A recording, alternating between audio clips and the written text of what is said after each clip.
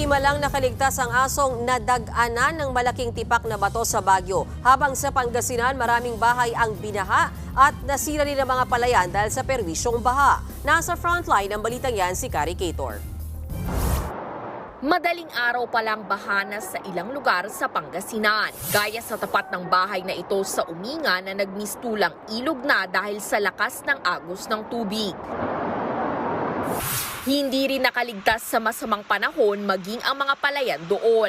Pinasok din ng baha ang maraming bahay sa bayan ng Bugalyon.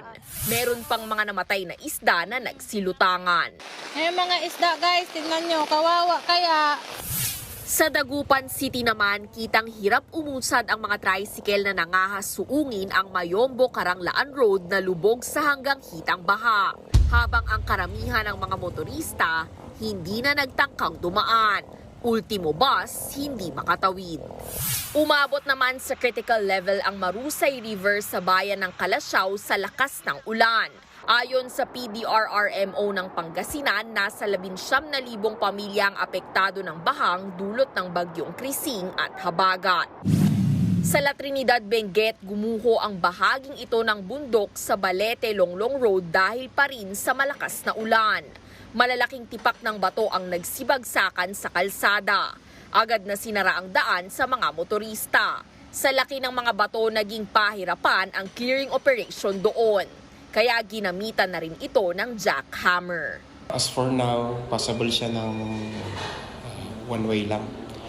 Natapos ang clearing kagabi, mga past 8. So yun lang ang nakayanan ng manpower natin.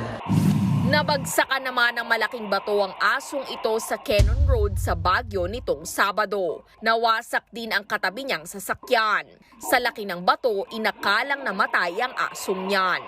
Kita ko gumagalaw yung yero na nakadagan sa kanya. Doon pala nakadagan siya. Tahimik lang siya doon. Hindi na nakita sa CCTV pero isa pang aso ang namatay naman matapos madaganan ng bato. Bukod sa mga hayop na daganan at nawasak din ng bato ang isang bahay. Wala namang nadisgrasya mula sa mga nakatira rito. Kinahapunan may isa pang nalaglag na bato sa lugar kaya lumikas na rin ang mga residente. Sa ngayon nananatiling sarado sa mga motorista ang Cannon Road. Nagbabalita mula sa Frontline, Kari Cator, News 5.